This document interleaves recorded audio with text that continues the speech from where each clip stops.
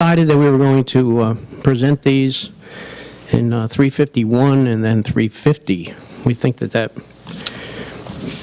might make a little more sense. The resolution I have before me is resolution recognizing September 2018 as National Recovery Month in Rensselaer County.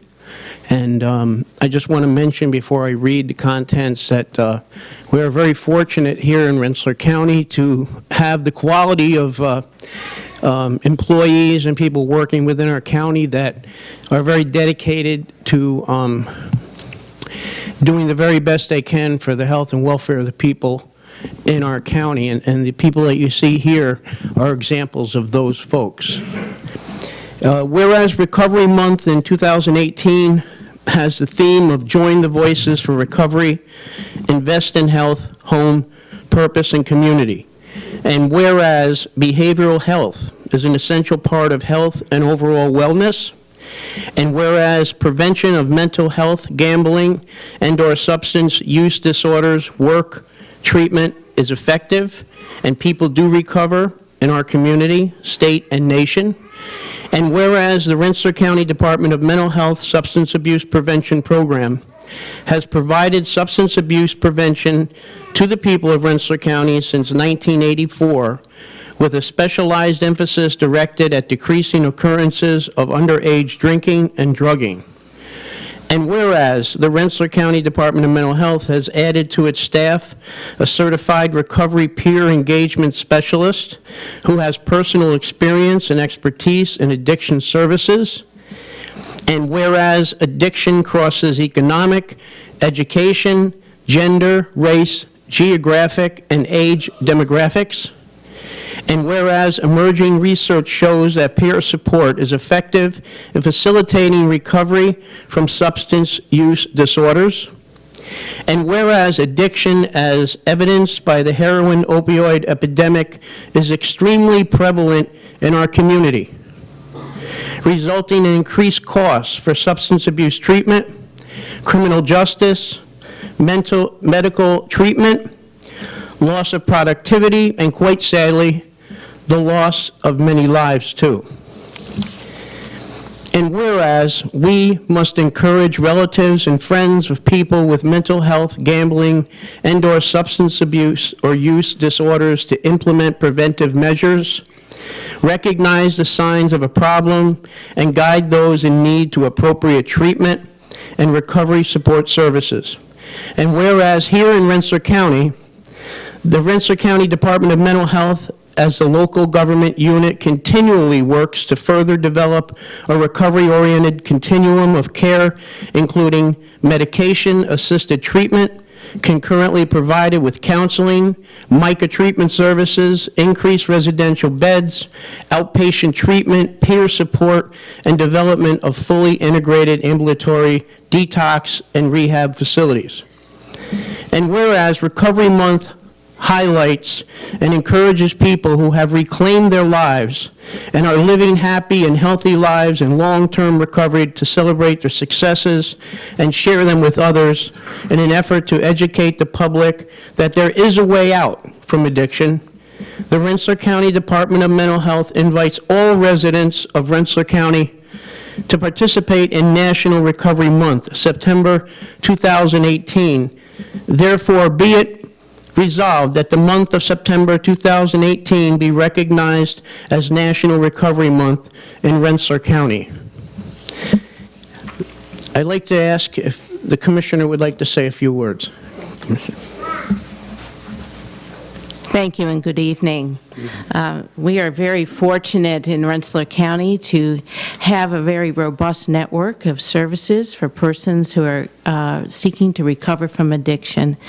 And Recovery Month is an opportunity to instill hope in our community that addiction may be overcome. And in celebration of that hope this evening, we have two persons who would like to briefly share their story of recovery with all of you. We have two gentlemen, both are named Kevin.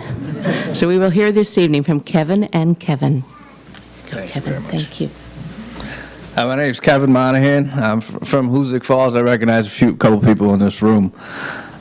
Just briefly, it will be brief. You know, the commissioner mentioned hope, and you know, I'm a person in recovery from both drug addiction and alcohol addiction, and when you're in the middle of that, the throes of addiction, you know, and you're not making your own choices, you have no hope.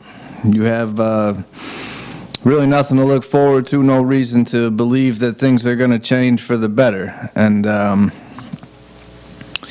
you know, I'm sure everyone in this room probably deals with somebody with addiction. It's not something that we could turn our back on and just, you know, whatever we're going to do, throw a few bucks at it or act like it's not there. You know, it's there, it's getting worse, it's not getting better.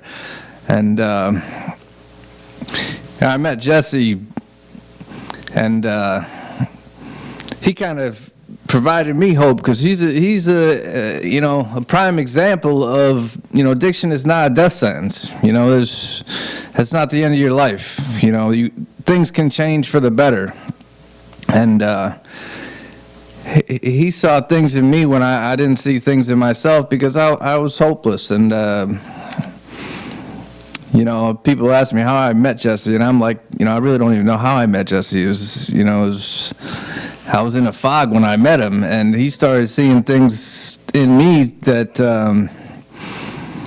you know, that I wasn't seeing in myself. And when there's that spark of hope, you know, that's a huge thing when it comes to addiction. And I needed hope, and other people need hope. He's like I said, you know, life is not over, and Jesse's a prime example of, you know, he's helping people. You know, his heart is enormous. You know, there were times where I didn't understand even really why he was helping me. But he's, you know, we can act like you know, the solution is unattainable, or we can, you know, there is a solution to addiction, and part of that solution is having people like Jesse, that when I needed somebody to talk to that could relate to exactly what I'm going through, because people that are dealing with addiction do not want to be dealing with addiction. You know, they want help, but they don't know how to ask for help. And sometimes, you know, a doctor, a social worker, a parent, you know, things like that is not,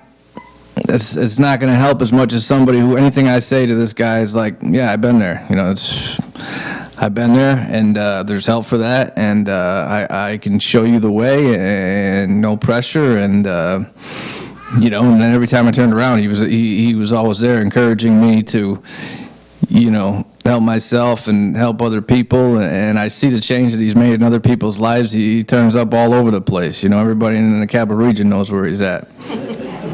And you know, now I'm lucky enough to, you know, he said to me, when are you going to do what I do? And I was like, you know, me? Do what you do? You know, that's crazy.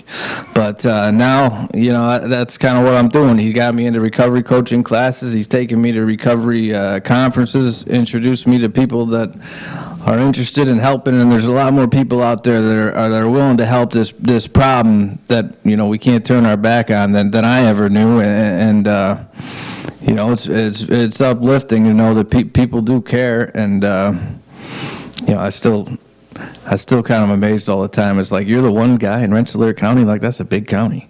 You know, I lived here the whole time. Like, your phone must be ringing off the hook. But you know, I really appreciate everything Jesse's done for me, and I couldn't say enough for all the good he's doing in this county. And you know, everybody here is, you know, he's doing as much as he can. So, you know, I've seen what he's doing, and that's all I have to say. Thank you. Thank you. Thanks, Kevin. See, Kevin has a new career in public speaking. Kevin? Hello, my name is Kevin McClure. I'm a person in recovery. My drugs of choice was heroin and alcohol. A year ago, I was homeless. I was in the streets. I was panhandling to eat, panhandling to use, and I was overdosing probably twice a week. I met Jesse a little under a year ago, when I had about a month clean, you know, and that was just because family was, you know, done with me, and I was kind of just on the ropes and trying to do it for them. But I knew something had to give, because the pain was just, you know, it was too bad, you know, and I knew that the only way to get rid of that pain was to put myself in the ground, and I didn't want to live like that. So, you know, I met Jesse, and I had a bed set up for an inpatient program. So Jesse told me that he said, I'm going to call you every day, and I'm going to meet up with you every day until you get into that program. And I was like, yeah, you know, see you never, because, you know, I'm not used to people caring about me. So I figured, you know, that was going to be the last time I saw him, but he did. He called me every day until I got into that program. He came and he picked me up, and he made sure that my head was straight to get into that program. And it didn't end there. You know, I went away for a 28-day program, and I realized when I was in there that I needed more, because you know, my mind wasn't there yet. You know, I was still on the fence of whether or not I wanted to be clean or even live. And you know, so I had some funding issues, and they were going to release me from my 28-day program to the streets, basically to the mission. And Jesse said, you know, that's unacceptable, and he fought, and he called the people that he needed to talk to every day, trying to get me funding, which didn't happen because of a sanction. But he found a place for me to go to where I didn't need funding, and it was a 90-day program, and it ended up being the best thing that I could have ever did. I got in touch with my spirituality. You know, I worked a little. I gained some confidence back in myself, and you know, he stayed by me this whole time. You know, and you know, today I got a year. I have a year clean again, and you know, he helped save my life, and you know, not only that, but he helped give me life back, and he involves me in things, you know, and he treats me like a person. You know, there's no stigma to it with him, because the fact that he's been in my shoes at one point. And you know, he's a great guy. You know, like we were almost late to this, you know, his own event, because somebody needed help. And you know, and that's the type of person Jesse is. You know, if you need help and you need him there, he's going to be right there. And you know, I mean, he inspired me when I had no inspiration left in me. You know, I mean, I did not want to live, and you know, he helped bring that back out of me. And you know, he treated me like a person when everybody else didn't. You know, even my family was kind of, you know, starting to give up on me, because I was just chronically relapsing. And you know, he didn't. He stood right in my corner, and I have a year now. So you know, he could be like, hey, you know, other people need my help more. You know, see you later. But he's not. You know, he involves me in things today. He still calls me. You know, he doesn't bother me, because you know, I love it when I hear from him. You know, he literally saved my life. I owe my life to this man, and I thank Rensselaer County for hiring him, because you know, I wouldn't be here speaking today if it wasn't for this man. Thank you, man.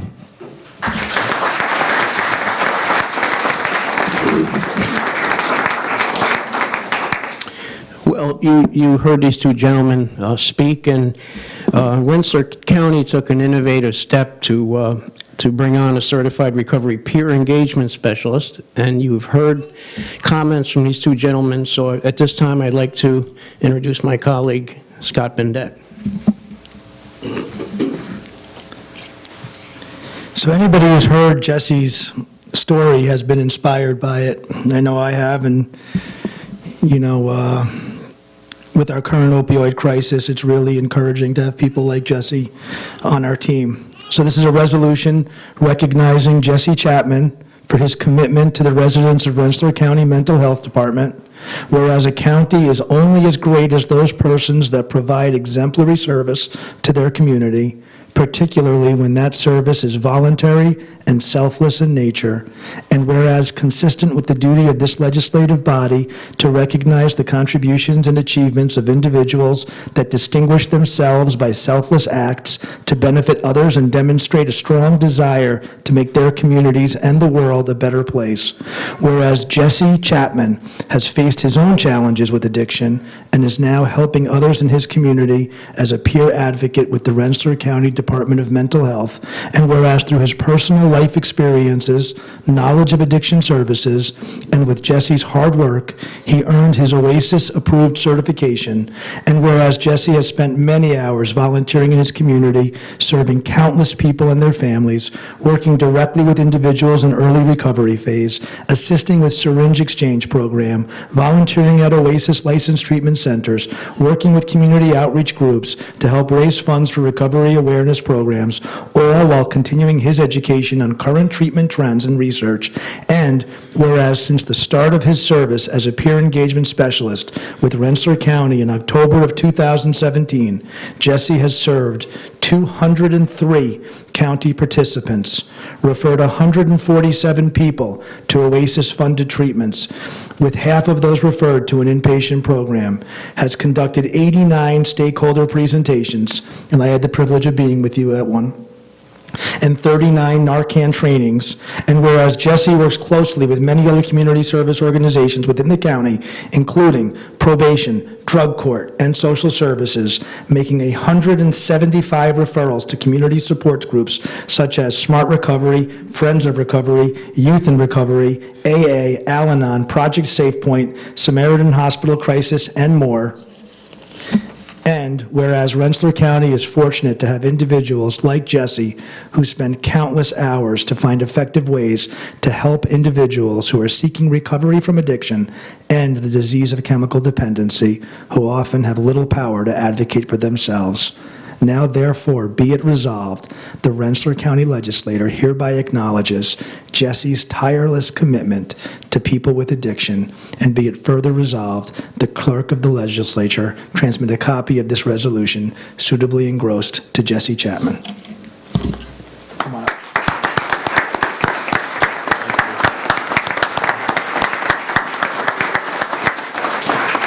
Thank you.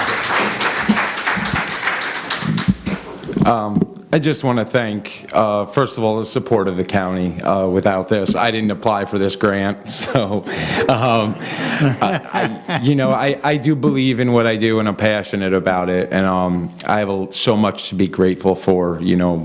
I'm so grateful for my life today, and I'm so grateful for these two individuals that spoke. That means the world to me. That's why I do this. I want to thank my parents that are here. They stuck with me through a lot. I want to thank the life-saving drug Narcan for bringing me back. Please, if you're not trained, get trained if you're around somebody. I want to thank my supervisor, Jen Haggerty, Kirsten, just everybody that has really opened me with just such a welcoming attitude here at the county. And, together I envision us doing so many more great things. So thank you so much.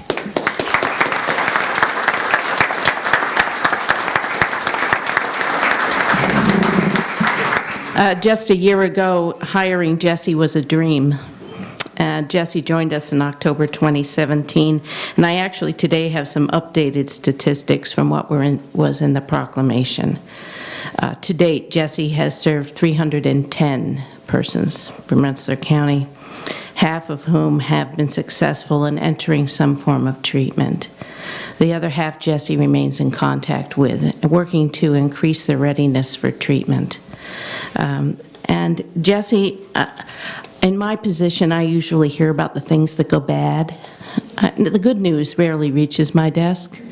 But last week, I had the blessing to receive a phone call from a parent whose son engaged with Jesse, who engaged in treatment, and she was astounded she didn't have to pay for Jesse's services, and asked what she could do. And I said, advocate with New York State OASIS for more funding to do what Jesse does.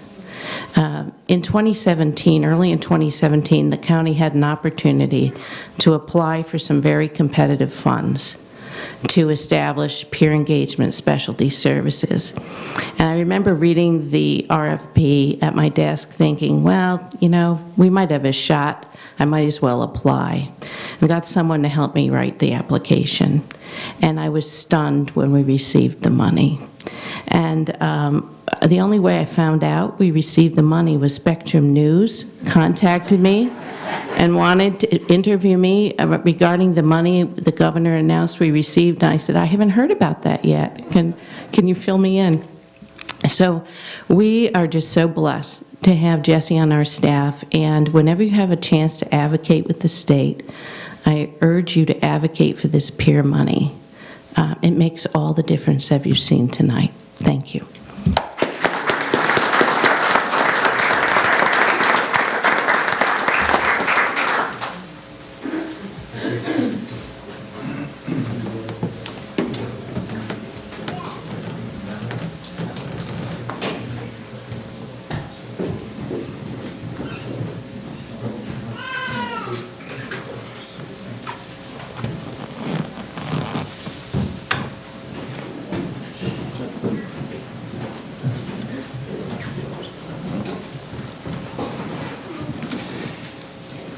Thank you, Jesse. And I can't tell you, every time we pick up the paper or hear from somebody in our neighborhood where the story is different and we lose somebody in our community, it's great to see that there's an opportunity for people to turn around and be positive, functioning people here in the county, and they have people like you they can turn to.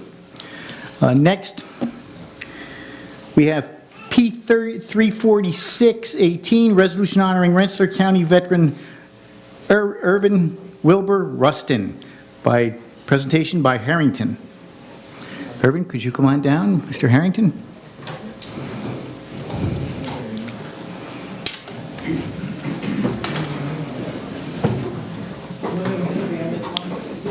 The whole family. Yeah. Well, I forgot how big that family was.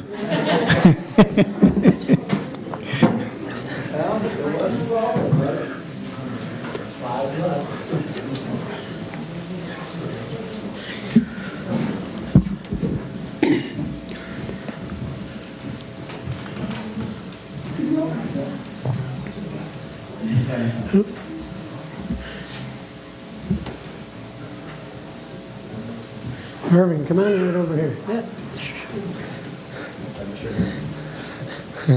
Right here. Okay.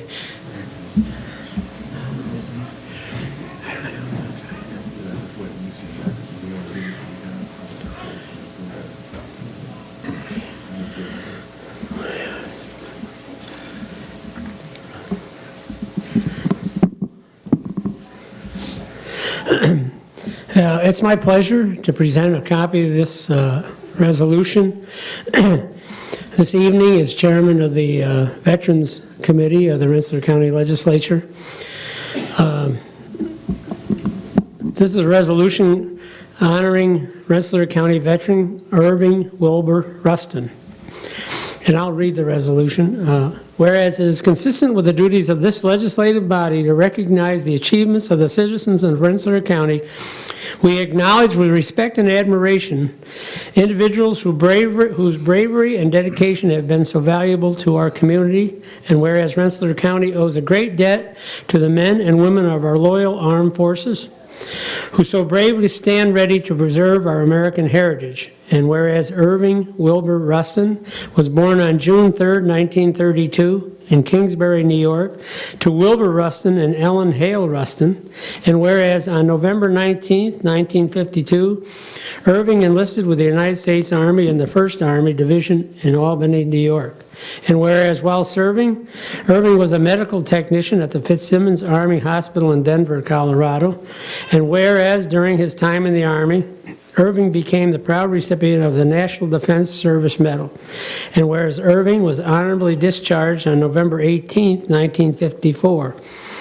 And whereas Irving is the husband of Mary Carmel Palladino Rustin and the father of Mary Jo Chaffee, Jude Rustin, and Michael Rustin, now therefore be it resolved that this legislative body does hereby acknowledge the sacrifices that these great men and their families have made to continue to make for the ideals for which our nation stands. fully confident that his achievements and contributions will live on to serve as a legacy for all. And be further resolved that the clerk of the legislature is hereby directed to transmit a copy of this resolution suitably engrossed to Irvin Wilbur Rustin. And I have it even framed. So, but I would like to say, I was thinking we just recently honored 3 deceased Rustins. If the Rustins all got together, they'd have their own squad for sure. Not a platoon, but they would have had their own squad in the Army, the Rustin squad, right? Huh? 12 children. It's, you know, as I have said before, back then, and I maybe somewhat still today, it was something that you did if you were a young one and grown up and you were of age. You felt your obligation to preserve the freedoms that they enjoyed then and the freedoms that we enjoy today, because you just knew that if there was any chance you could serve, you served. And a number, I mean, just about everybody back then at least tried to serve. I mean, it's amazing how many people even were underage that signed up to serve, you know. And I mean, I hope that continues today, but it's not so prevalent, I don't believe. You know, I think that's one thing I still myself I instill in my kids and my grandkids, that freedom is not free. We have to fight for freedom, and we fought well with fellows like Irving and everyone else, fought well to keep the freedoms that we enjoy today. So, Irving, I want to say thank you as a chairman of the committee. This legislative body thanks you for your service to our community and our country. And we just wanted, you know, we've honored deceased veterans, and this program we came up with, it's kind of nice to honor one that can stand alongside of you. So thank you, Irving, for your service. Anyone else would like to say anything?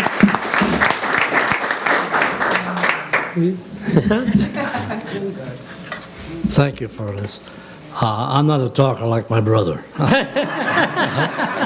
So I'm going to cut it short and just say thank you again.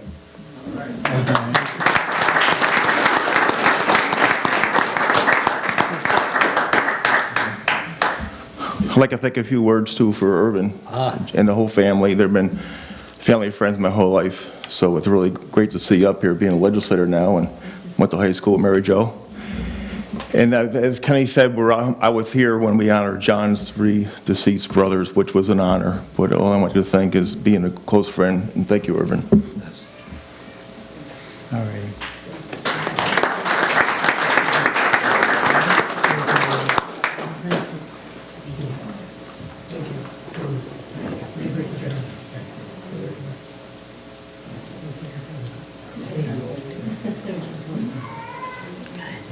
Go.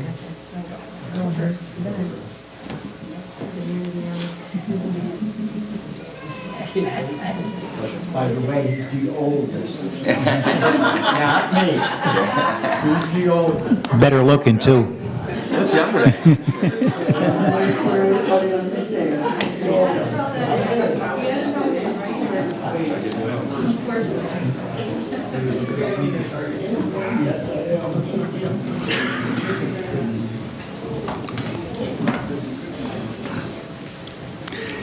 Thank you to Irwin and the whole Rustin family, and like was said, it's always great to honor somebody when they're standing alongside you than wait until they're gone. That's for sure.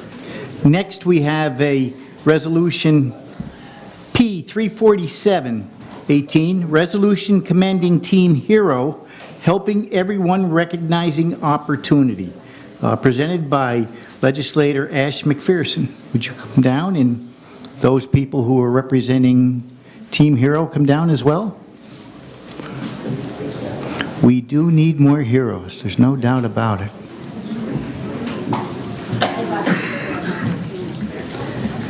Bring them all down. Bring on down them heroes.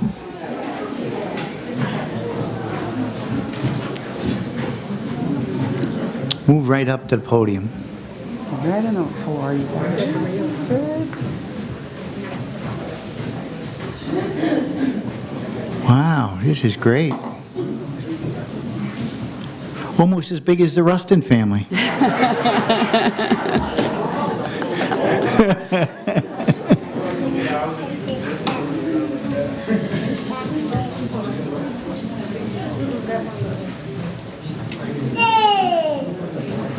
How are you?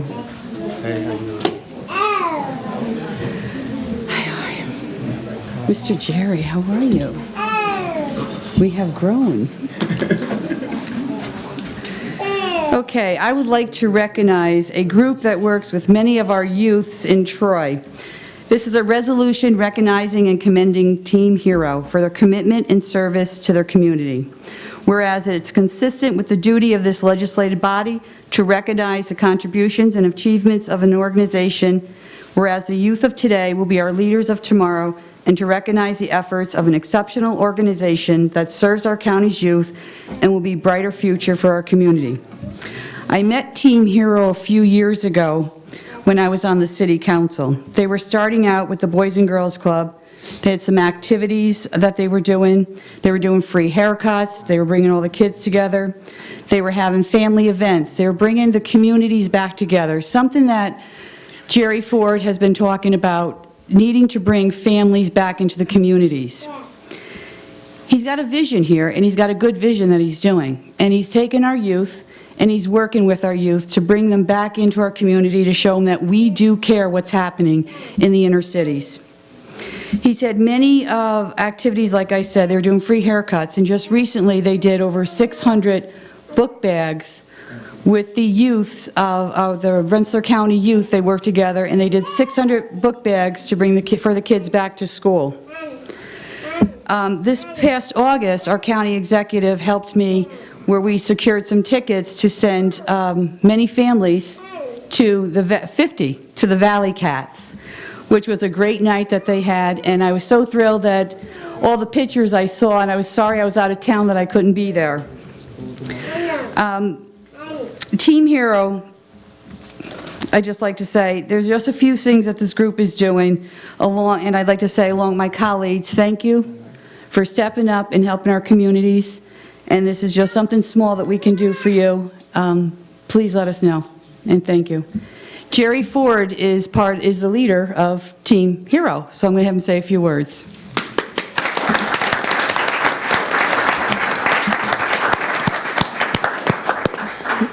Helping everyone recognize opportunity. That's the name of the organization. That's exactly what we do. These are our young people. These are our families. We love them dearly. We want to make a difference in our community. We started a program called the Block Center, which is a youth development program. This program was a direct response, and I'm going to say that again, a direct response to 2 homicides and a shooting on Old 6th Ave. So a lot of people sit by when things happen and they try to figure out what to do. Well, me, my sister, Miss Jen, my brother, Mr. Chauncey, Mr. Steve Figueroa, Miss Lucy, we decided that we were going to do something. We partnered up with the Boys and Girls Club, and we created a program that has been nationally recognized. Troy, New York, the Troy Boys and Girls Club, based on this program, won a national award for character and leadership development last year that we accepted in San Diego, California. And that's big. If you think about Troy in comparison to all the metro cities in the United States, we came out on top. And I think that's a big thing for our city. So we are committed to our city.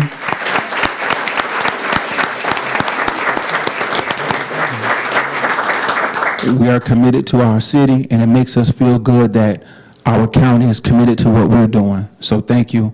I want to give space for my partners if they want to say anything. Absolutely. Coming up with a sippy cup. So my name is Jennifer Livingston. Most of my families call me Miss Jen. I just want to say, like Mr. Ford said, this was, something that we were committed to. We came up with an idea. We sat down in a free space in a public library, and we brainstormed on how we can be committed to our city and give the youth what we never had. So we designed this program. I mean, we were in the library in August. We said we're rolling out in September, so in less than 30 days, we created this dynamic program that we have. And actually, today is the first day of our third cycle. So we're going, yeah. So this is our third year, and I mean, we've touched hundreds and hundreds of families. Not only are we honored to be at the Troy Boys and Girls Club, but we're everywhere. We're in the community. If our kids are in South Troy, if they're on 7th Avenue, we're there. We're there, we're representing, and you know, we're everywhere they're at. We're in the school districts, so we're everywhere. So we're honored, you know, to be a representative of the youth in our city. And, you know, we set a goal to make sure that, you know, we're in the trenches and we're helping out, and we're always boots on the ground, and that's exactly what we do. And, you know, we're honored that you guys are acknowledging us. So we appreciate it. Thank you. You want to say something? All set? Any of our young people want to speak? Marcus does. Gerard. You want to say something? Get up there. It's your chance. Get up there. Get up there. Let them know how they're doing. Are they doing good? Yeah. Are they there for you guys? Yeah. And what else do they do for you? They help us with stuff like homework. Speak in there. I'm sure you yell this out on the streets. They help us with stuff. They help you. So how about schoolwork and support? Yeah, they help us do our homework. Sports. You play sports? I play ball. You play ball. So I know I was up at one of the buildings in Lansingburg. We were up there for a barbecue. Yeah. So you guys have barbecues during the summer and getting everybody together to keep the kids off the street. It's a good thing, right? Yeah. So we got something really good going here. We need to keep our kids going for it, don't we? And these people are great, and they're going to help you out. I'm proud of them. You should be, because we all are. So Mark, come on over. Come on over here. State your name and don't be shy. My name's Ariana McClendon, and I've been part of the Block Center for... I've been part of the Block Center for about 3 years now, since we started, and throughout the journey of the Block program, I can say that a lot has changed in the community since this program has started.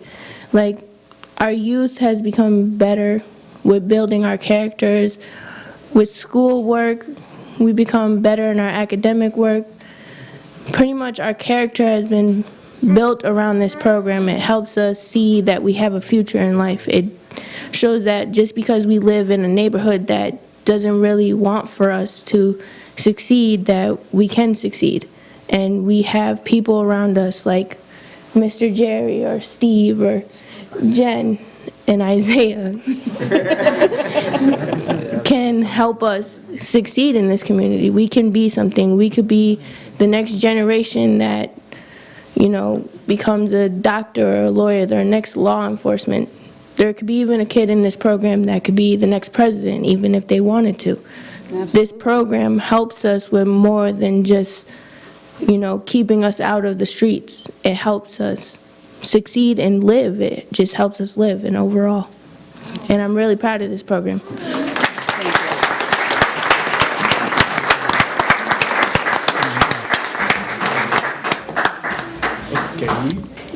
My name is Diamond Owens, and I started going to this program 2.5 years ago.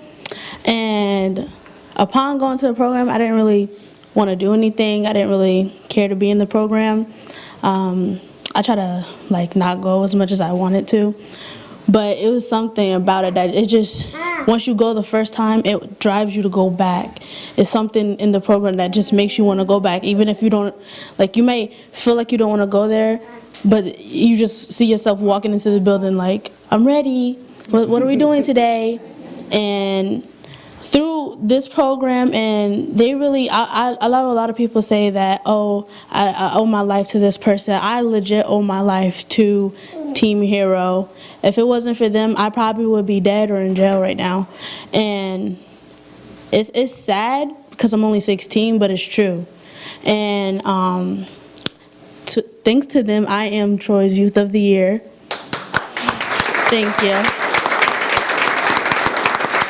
And you know, a lot of things I've accomplished going back to public school and any school that I want to go to for the rest of my life, because I have them in my corner regardless of what my past says.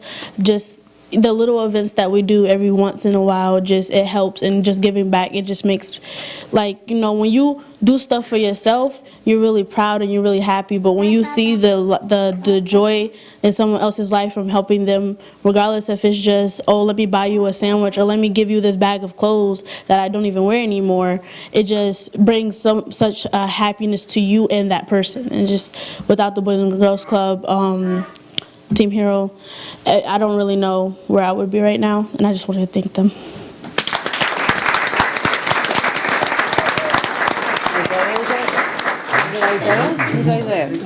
Isaiah would like to speak. I'm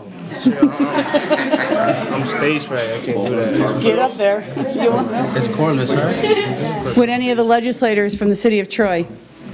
Okay. Jerry, I'd just like to say, I know 3 years ago when we met, this was a much smaller group. It is growing, and I'm so glad to be a part of this, and I thank you every day for what you're doing for our kids, for the youth in the city of Troy. Thank you.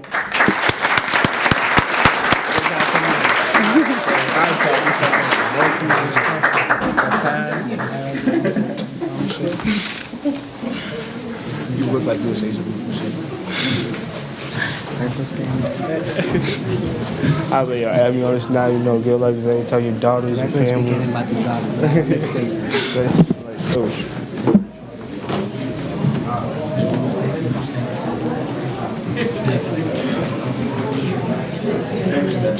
Okay. Thank you, Mr. Ford, and all your heroes. It's definitely family builds communities, and communities build neighborhoods, which makes our city a lot stronger. No doubt about that. Next, we have Resolution P34918. No, wrong with that. There's nobody here. P35518. A resolution recognizes September 17th through the 23rd, 2018 as United States Constitution Week in Rensselaer County, presented by Mr. Tesman and Ms. Alice Coble.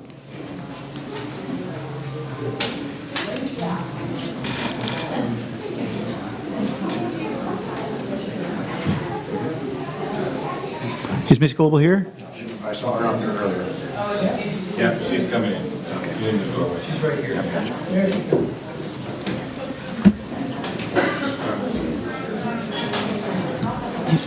P82, I have it.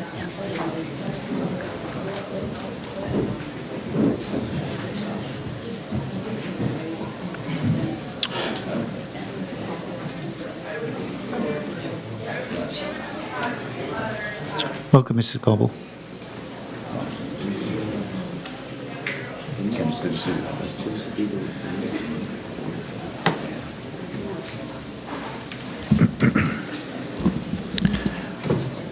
Good evening.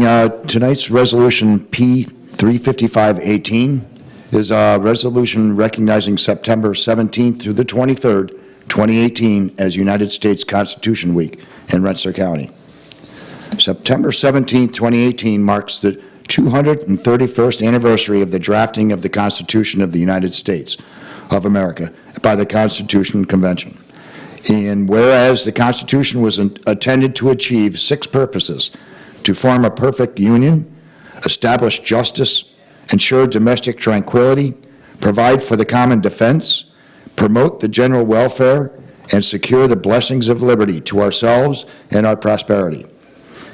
Whereas the founders secured the principles expressed in the Declaration of Independence by establishing a government that derives its power from the consent of the American people, the government established by the Constitution formed a remarkably resilient structure balancing necessary authority with inherent freedoms, national unity with individual rights, and federal interests with state powers. Whereas on this week, we should remember those who have made sacrifices to defend the Constitution of the United States for over 2 centuries, for it is this patriotism that we enjoy unprecedented freedoms and opportunities. And whereas it is fitting and proper to officially recognize our Constitution with the Bill of Rights and Amendments, which has withstood the test of time steering our country through times of prosperity and peace, and guiding us through the depths of internal conflict and war. And whereas it is also fitting and proper to officially recognize the patriotic celebration which will commemorate the formation and signing of the U.S. Constitution by 39 brave men on September 7th, 1787, recognizing all who are born in the U.S. or by naturalization have become citizens. And whereas Public Law 915 guarantees the issuing of a proclamation each year by the President of the United States of America designating September 7th through the 23rd as Constitution Week, now therefore be it that the Rensselaer County Legislature does hereby proclaim September 17th through the 23rd, 2018 to be Constitution Week in Rensselaer County, and ask our citizens to reaffirm the ideals the framers of the Constitution recognized in 1787. And be it further that the clerk of the legislature is hereby directed to transmit a copy of this resolution suitably engrossed to the chairman of the Constitution Week, Alice G. Gobel, of the Van Rensselaer chapter of the National Society Daughters of the American Revolution. This, it's great that we, initially when tonight's meeting scheduled for today, September 11th, 2001, the first thing I said to myself, I probably ought to bring it up to the group that if our legislative meeting ever falls on a night of September 11th, from here on further, we should change the date. Let's reschedule it. There's a lot going on. This is an opportunity to show our love and patriotism to our great country. But then I read this proclamation that I had the pleasure to read tonight, and I said, this is perfect. There's no better time to present this document to Alice Godel for her love and devotion to educate and protect those who don't fully understand this great document, the bedrock of our country. This is not a living, breathing piece of paper. It's rock solid. Our country was grown from it. We need to protect it and leave it as it is. And the remarkable help of Alice through all these years is commendable. Commendable through this resolution is just a small show of our appreciation of everything you've done. Thank you very much, Alice. Would anyone else like to speak? Please, Alice. Okay, thank you. Well, I'm going to be very brief this year. I know other years maybe I've spoken a little too long, I don't know, but I do feel that our Constitution is very, very important to us, and I hope that each and every one of you do feel the same way. Again, thank you for the resolution, and hopefully we'll be back on track next year.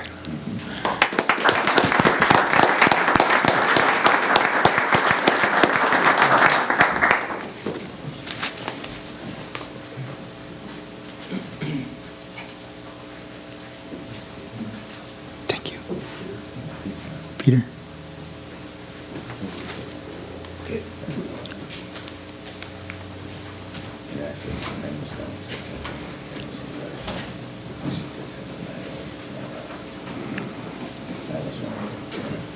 Thank you, Mrs. Goebel and Peter as well. Yes, the Constitution is definitely something that's dear to us all. That's why we're here. And if there's any place to restart your day from, or your year, or whatever's going on in government each and every day, it's to start with the Constitution and then work up to today. And you'll know and understand why we are where we are. And if we're off course, that should bring us back to center, because it's a living document, as was said, and we should be living by it day by day. Thank you again. Next, we have P 38218, a resolution of memoriam of Reverend Cornelius Clark. Presentation by Sylvia Testa, Legislator Grimm, Legislator Dornan, Legislator Burns, and Legislator Fleming. Would the family of Reverend Clark please come down, and friends? Okay. Any other legislators?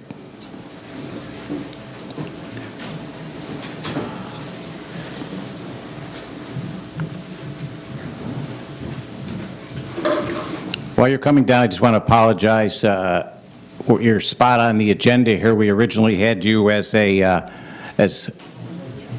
no representatives coming, whether it was a misstep or miscommunication. Apologize.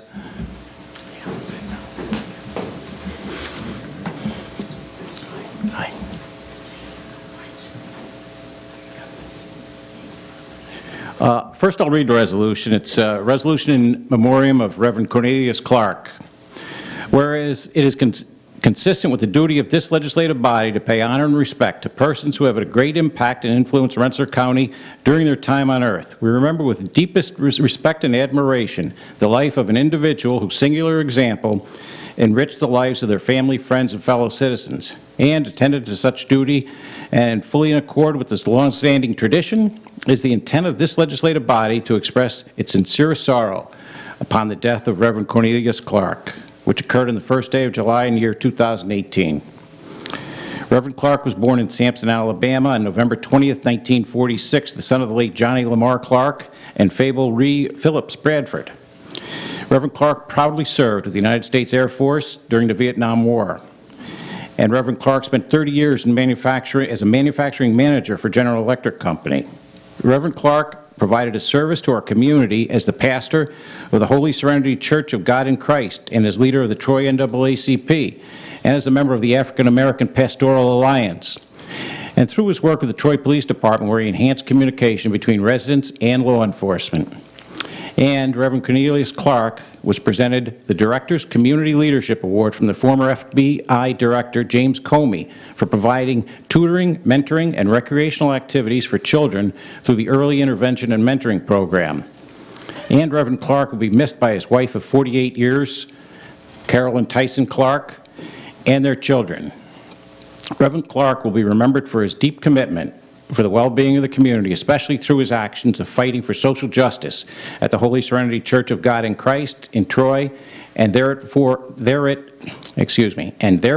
be it resolved that the Rensselaer County Legislature conclude its deliberations in memory of Reverend Cornelius Clark and to extend its deepest sympathy to his family, fully confident that his contributions to his community will continue on to serve as an inspiration for all, and be it further resolved that the clerk of the legislature transmit a copy of this resolution suitably engrossed to the family of the Reverend Cornelius Clark. I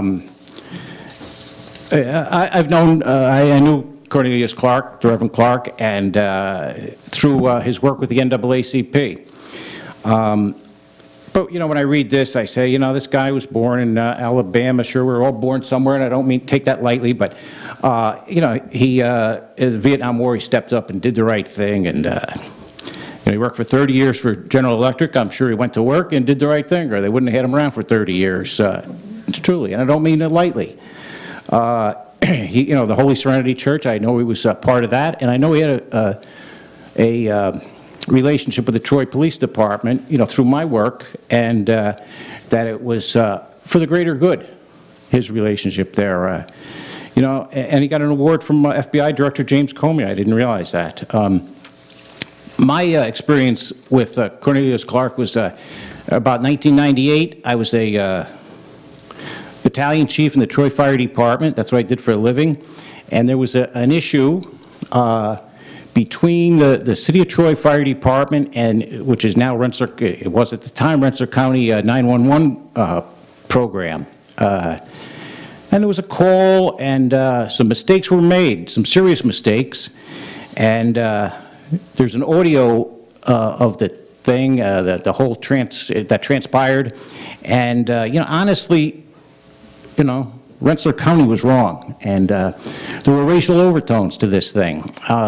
We called in, and I worked for the City of Troy, we called in, we were advised to call in the NAACP director, and we called in Reverend Clark. You know, I was not suspicious, but certainly wary. I didn't know how things were going to go. I knew that Rensselaer County was wrong, and, you know, I'm saying that as a citizen, that's all. And Reverend Clark came, and he was the calming, tolerant individual who saw, really, when I was about, you know, people like me were going to jump down the county's throat, and the county was in defense mode, and I get it. You know, they didn't want to be sued and all that stuff, and it's, you know, there's litigations involved with that stuff. And Cornelius Clark was the calming factor that's got this thing resolved, and actually there was training done for the county dispatchers and the supervisors, and you know, it was done because of him. And you know, when I look at that, I say, you know, that's a job well done, and that's what he did all his life. Rensselaer County residents, and certainly social justice in Rensselaer County has been well served by Reverend Cornelius Clark. I'm proud to have known him, and I am with great sorrow that I read of his death and heard of his death. I am confident, though, that his mark on the community, the fabric of this community, is indelible. So that's all for me. Are there any other legislators like to say anything? Go ahead. So I met your husband and father years ago. I'm a retired Troy High School teacher, and in March we would set aside a day for what we call Black History Day, and Reverend Clark always came in, and being a business teacher, I would sign up to have him come in and speak to my students, and he always talked about his career at GE, and it really wasn't about him being a reverend. It was about him being a good person and doing the right thing. And he always had a lovely temperament and a way to kind of touch the students. And I'm very happy that I knew your husband and father. He'll be missed. Go ahead. I just a couple of comments. I met Neil when I worked at the Rensselaer County Jail, and he would come in periodically and provide some interaction with our residents there and conduct the religious services. And I found him to be one of the most respected gentlemen that I came in contact with through my career. I just want to tell one story because I think it shows the character of Reverend Clark. At one point in time, I was the president of New York State American Correctional Association, and we had a conference in Albany, and we had about 4,000 people there. And the religious leader who was going to open our ceremonies got in a car accident coming from New York City. They weren't hurt seriously, but they lost their transportation, and we were supposed to have somebody speak in 20 minutes to open up our ceremony. And I looked at my phone and I called Neil and I said, I need you, buddy. And he was there in about 18 minutes. And then he decided he was going to stay for the conference, and he participated in different portions of the conference and provided insight through the experiences in his life and what was already described here, which really added to the quality of that conference. So we're going to miss him greatly, and thank you. Thank you. Anyone from the family like to speak? If I don't, my family members will get me, but on behalf of Reverend Cornelius Clark's family that's located throughout the country, and on behalf of his church family, and in appreciation of the service that he provided, and it is true, it was his lifelong. He did it all his life, and especially in appreciation of you for recognizing that work, I say thank you. Thank you very much for the honor. God bless. I do have a copy of the resolution, and as I said, we didn't know that if you were going to be here, so if you need more, call that number and we'll get you more resolutions. I'm so sorry, I just didn't realize I was supposed to do it. Thank you so much. Thank you so much. Thank you so much for the honor, for recognizing it.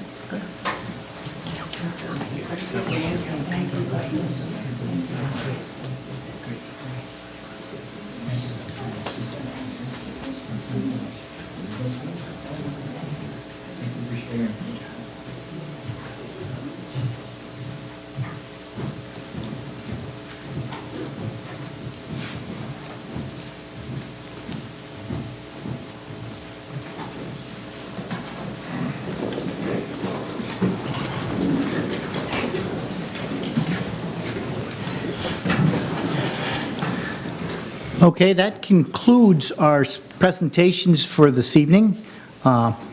This is a time now where we ask if anybody wants to speak on any resolutions that are before us today to sign up in advance. And we do have one speaker who has signed up, a Teresa Zubritsky. If she is here, I'd like to come down.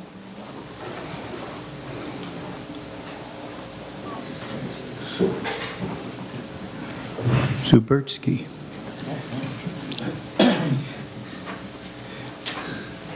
Thank you, Teresa.